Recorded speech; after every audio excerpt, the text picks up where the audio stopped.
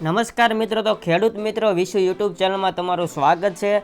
તો મિત્રો, હાલ ગુજરાતમાં ઘણા બધા સાયક્લોનિક સર્ક્યુલેશન આપણને જોવા મળી રહ્યા છે અને તે વચ્ચે આપણે ભર ઉનાળે માવઠા પણ મિત્રો જોવા મળી રહ્યા છે અને ખેડૂતોના પાકોને ઘણું બધું નુકસાન પણ અત્યારે જોવા મળી રહ્યું છે। તો આ માવઠું કેટલા દિવસ આગળ યથાવત રહેશે તે સંપૂર્ણ માહિતી આજના વિડીયોમાં આપણે જોવાના છીએ। તો વિડીયોને સુધી લાઇક ન કર્યું તો મિત્રો જલ્દીથી વિડીયોને લાઇક કરી દો, ચેનલ પર ન હોય તો સબસ્ક્રાઇબ કરી દો અને બાજુમાં બેલ બટન પણ મિત્રો દબાવી દેજો। તો ચાલો મિત્રો, આજનો વિડીયો જલ્દીથી આપણે શરૂઆત કરી દઈએ। તો મિત્રો, અત્યારે હાલમાં સૌરાષ્ટ્રની આસપાસ મિત્રો એક સાયક્લોનિક સર્ક્યુલેશન જોવા આપણને મળી રહ્યું છે। તો મિત્રો, આપણે જોઈ લઈએ કે જે સૌરાષ્ટ્ર છે કે નહીં એની મિત્રો જુઓ તમે આસપાસ આપણને દરિયા કિનારે એક જે મિત્રો સાયક્લોનિક છે એ સર્ક્યુલેશન જોવા મળી રહ્યું છે।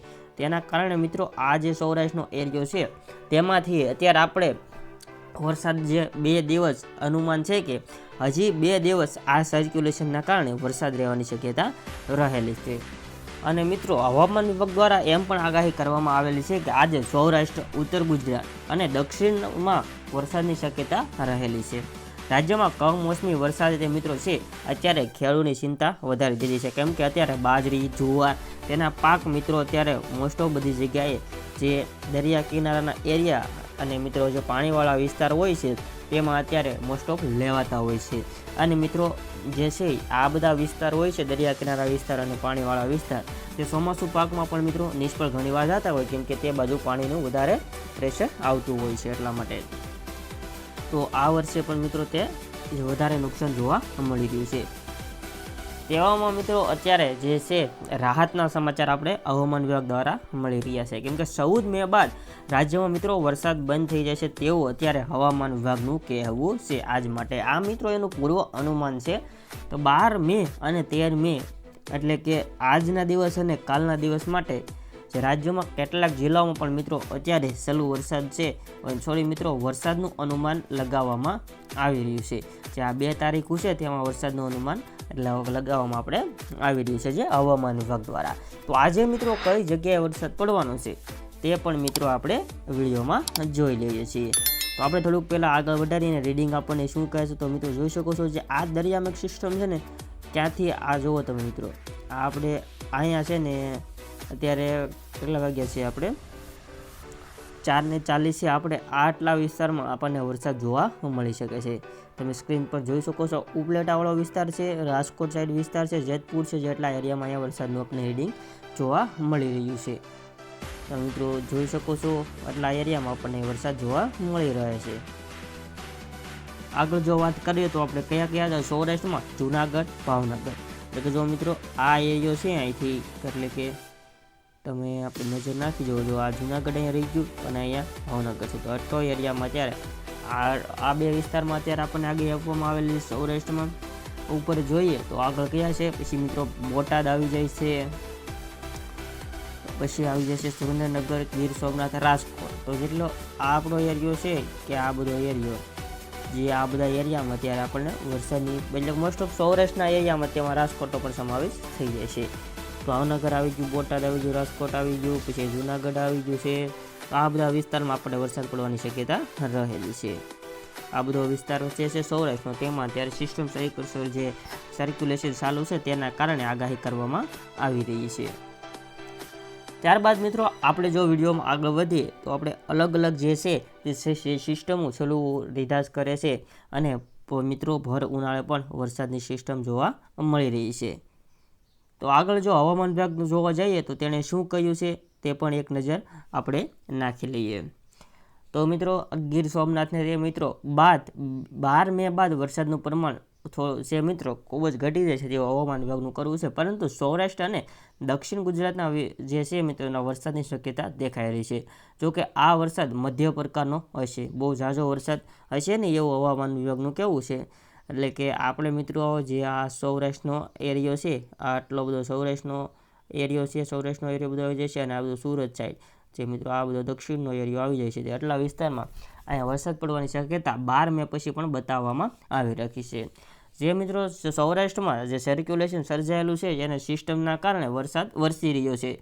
તો મિત્રો 14 મે બાદ બંધ થઈ જવાની શક્યતા છે। ત્યારબાદ મિત્રો તાપમાનના જે છે તાપમાન અને બફારામાં વધારો જોવા મળી શકે છે।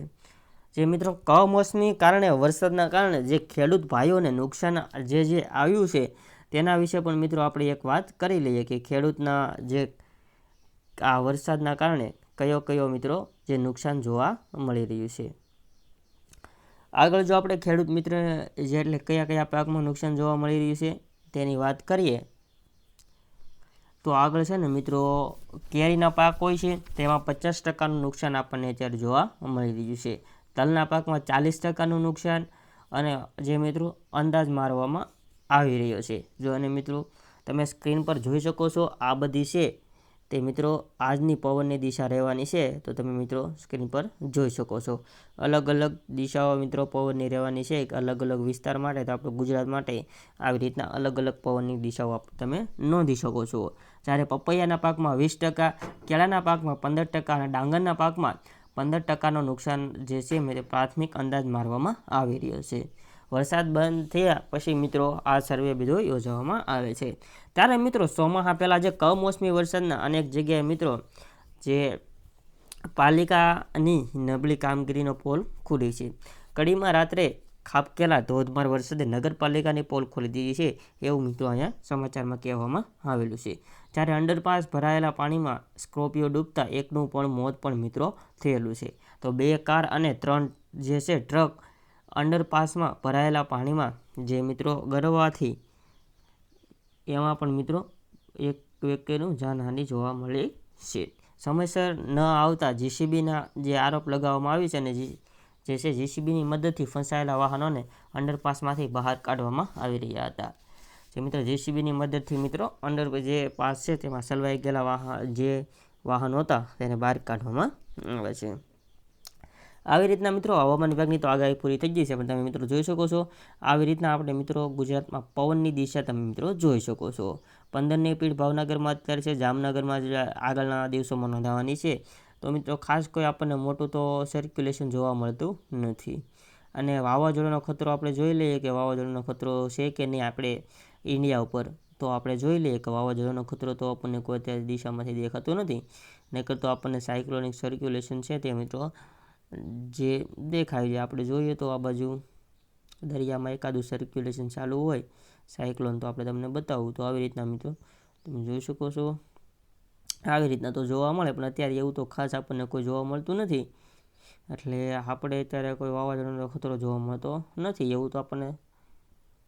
વરસાદ છે તે મિત્રો સાયક્લોનિક સર્ક્યુલેશન જે છે આ ઋતુમાં બંધારણ કરે છે જે પોર પણ આપણને જોવા મળ્યું હતું.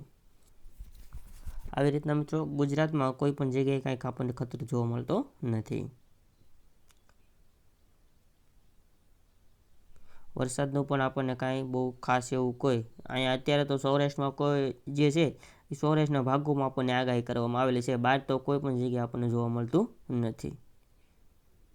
તો હવે આજનો મિત્રો વિડીયો હતો તે અહીંયા સુધી રાખીએ છીએ. બાકી મિત્રો જે આજનું હતું તે બધું આપણે કવર કરી લીધું છે. તો આજનો વિડીયો મિત્રો હવે અહીંયા પૂરો કરી દઈએ છીએ. આજના વિડીયોમાં જો તમને કાંઈ મિસ્ટેક લાગી હોય તો મને કોમેન્ટ બોક્સમાં જણાવજો. સાથે જો આપણી યુટ્યુબ ચેનલમાં ના હોય તો આપણે વિડીયોને લાઇક ન કરી હોય તો મિત્રો પહેલાં જલ્દીથી વિડીયોને લાઇક કરી દો. ચેનલ પર ન હોય તો સબસ્ક્રાઈબ કરી દો અને બાજુ બેલ બટન દબાવી દેજો. આપણી ચેનલ પર ડેઇલી વરસાદના રિલેટેડ વિડીયો અપલોડ થાય છે. તો મિત્રો મળીએ આવા જ બીજા વિડીયો સાથે. જય હિન્દ, વંદે માતરમ.